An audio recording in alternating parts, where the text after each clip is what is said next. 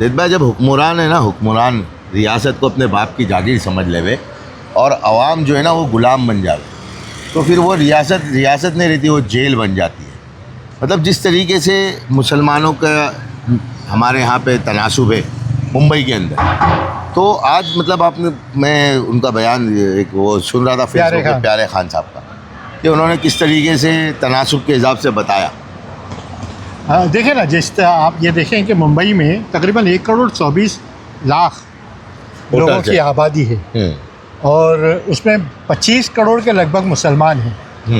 अच्छा, हम ये कहते हैं कि आप पार्लियामेंट में तो हमको सीट देते नहीं जी, असेंबली में भी हमको तनासुब के हिसाब से सीट देते नहीं जी। राहुल जी हमेशा बोलते हैं कि जिसकी जितनी आबादी उतनी उसकी हिस्सेदारी, वो भी हमें मिलती नहीं।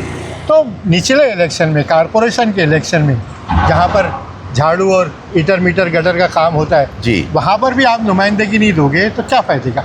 आप मुसलमानों को सिर्फ ऑफिस की चाबी, शतरंजी बिछाना, सफाई करना, दरवाजे खोलना, और मतलब ये है कि कंधे पे हाथ रख के उनकी शादियों में हिस्से ले लेना, उनकी मुर्गियों की दुकान की ओपनिंग करना और कहीं पे गौशाला की ओपनिंग करना, ये सारी चीज़ें अगर आप करते हैं और उसमें मुसलमानों की हिस्सेदारी नहीं करते तो वाकई बहुत बुरी बात है वाकई में। और ये जो कौम के जो रहबर बनते हैं, जब कौम के जिस तरीके से हमने जो है असेंबली का इलेक्शन देखा, पार्लियामेंट का इलेक्शन देखा, तो कहाँ से जो है कौम के रहबर रहनुमा निकले थे, बाकायदा लिस्ट निकली थी कि ये 288 में इनको वोट देना।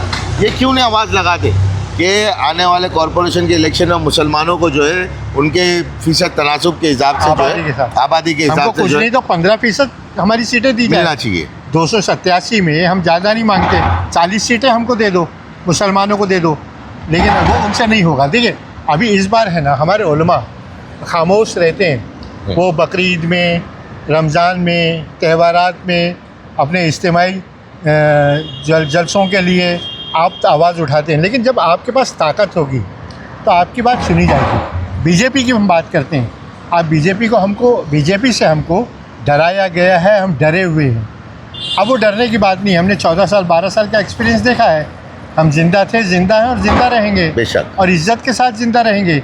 आप बीजेपी ने, अगर आप नौकरियों का तनासुब देखें, कांग्रेस गवर्नमेंट से अच्छा नौकरियों का तनासुब कांग्रेस। दूसरा, अगर हमने जिनका, आपको बोलकर, आपके बोलने पे हमने जिनको वोट दिया, उनके काम क्या किया उन्होंने, बताइए आप जो है मुसलमानों के सिर्फ वोट लेते थे बीजेपी, चले किसी का डर दिखा के कि भाई ये आ जाएगा तो ये आ जाएगा, लेकिन उस बंदे ने हमारे वोट के बाद में क्या काम किया?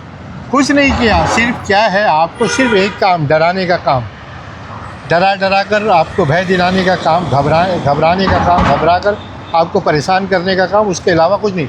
आज देखो ना, मुस्लिम नगर सेवक बड़े आसानी से कहता है कि मुसलमानों के यहाँ घूमने की ज़रूरत नहीं है। कांग्रेस का नुमाइंदा, मुसलमानों को यहाँ घूमने की ज़रूरत नहीं है, हम मेहनत करें हिंदू वोट्स पे, जहाँ पर बीजेपी और शिंदे गुट के लोग हैं वहाँ पे हम मेहनत करें, और हम यहाँ का वोट तो हमको वैसे उनके डर से मिल जाएगा। तो ये डर दिखाकर वोट जब आप देते हो, डर का जब आप वोट देते हो तो आपका काम कुछ नहीं होता।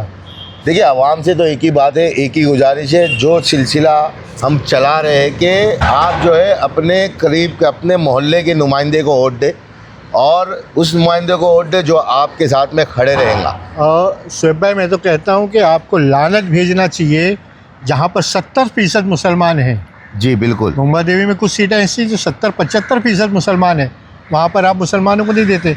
जहाँ पर सुन्नियों की आबादी 100% है, 80% है, वहाँ पे आप सुन्नियों को टिकट नहीं देते। आप तो मनचाहे कैंडिडेट को, मुसलमान डर कर इनको वोट दे देता है। आप अपने मुतालबे रखिए। आपके यहाँ की स्कूलें देखिए, क्या स्कूलें मतलब सही तरीके से चल रही है क्या? बिल्कुल, मतलब वो ऐसा भंगार खाना बनी हुई है। इन चीज़ों के ऊपर और भी तफसील से बात करेंगे। 2-4 रोज़ के अंदर जो है ताले खोलने और शटर खोलने के काम जो करते थे वो वही करेंगे, क्योंकि आवाज़ उठाने की ताकत नहीं है, लेकिन हमारे में है, हम उठाते रहेंगे।